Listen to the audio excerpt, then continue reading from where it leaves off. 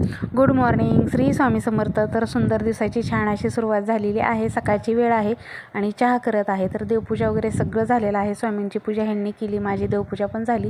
आंघोळ झाली की पहिली देवपूजाच करून घेतली आणि त्यानंतर बाकीचे कोण उठले नव्हते, त्यामुळे नंतर चहा केला.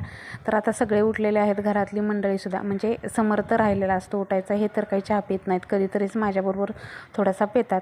त्यामुळे समर्थ आणि माझा चहा होतो. तर त्यानंतर म्हणलं आधी आंघोळ झाली तर देवपूजा करून घ्यावी आणि मस्तपैकी त्यानंतर चहा करावा. तर सुंदर अशी आजची माझी देवपूजा झालेली आहे.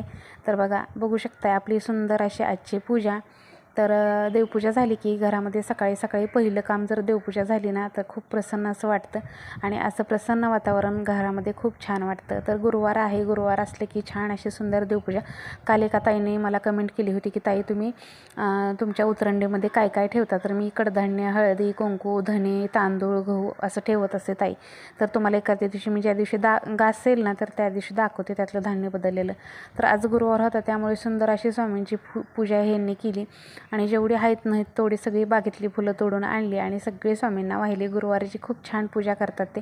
तशी रोजची पूजा त्यांची खूप सुंदरच असते. तर स्वामींची मस्त अशी पूजा आणि छान असं सगळं घरामध्ये सुंदर असं वातावरण झालेलं आहे. त्यानंतर घेतलेली आहे मी बाग खुरपायला. आपल्या बागेमध्ये खूप गवत झालं होतं. गवत म्हणजे आता पाऊस पडला ना त्यामुळे विनाकारण जे गवत जे असतं ना ते खूप झालं होतं आणि तणनाशक फवारलं ना तर काय होतं बघा, मागच्या वेळेस माझ्याकडून तणनाशक फवारताना झाडांवर उडालं होतं. त्यामुळे माझी झाडं जी आहेत ना ती खूप जळाली होती. बऱ्याचपैकी झाडं माझी खराब झाली होती. त्यामुळे ह्यावेळेस मी रिस्क घेतली नाही, तणनाशक फवारलं नाही. त्याच्यापेक्षा म्हटलं आपण खुरपायचं हाताने आणि मस्त असं खुरपलं आणि खूप समाधानसुद्धा वाटलं. बघा अशी स्वच्छ सुंदर बाग केली. खूप प्रत्येक म्हणजे कानाकोपरा सगळा बागेचा स्वच्छ केला आणि खरं जे हातानं काम केलं ते खूप सुंदर पण दिसतं. जर आपण तणनाशक फवारलं तर ते गवत जागेवर जळतं आणि ते परत नंतर घाण दिसतं.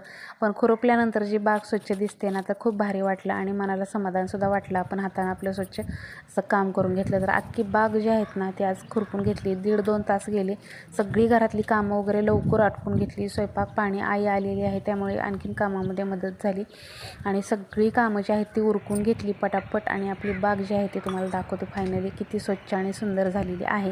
तर अशी सुंदर आणि स्वच्छ बाग बघायला मला तर खूप आवडते. त्यामुळे बागेतलं सगळं गवत काढलं आणि तुम्हाला 5 वाजता व्ह्यू दाखवते आपल्या बागेचा. खूप सुंदर अशी आपली बाग स्वच्छ झालेली आहे. आता हा आहे जांभळा धोत्रा. हा आपल्या घरामध्ये, आपल्या घराच्या आजूबाजूला असणं खूप गरजेचं असतं, कारण ह्याने आहे ना करणी-बाधा अजिबात होत नाही असं म्हणतात. त्यामुळे हे जांभळ्या धोत्राचं बी होतं ना माझ्याकडे गेल्या वर्षी, तर ते आईने तिथं आणून मला ते टाकलं होतं आणि त्याचं मस्त असं मोठं झाड झालेलं आहे. आणि आता हा जांभळा धोत्रा आपल्याला श्रावण महिन्यामध्ये खूप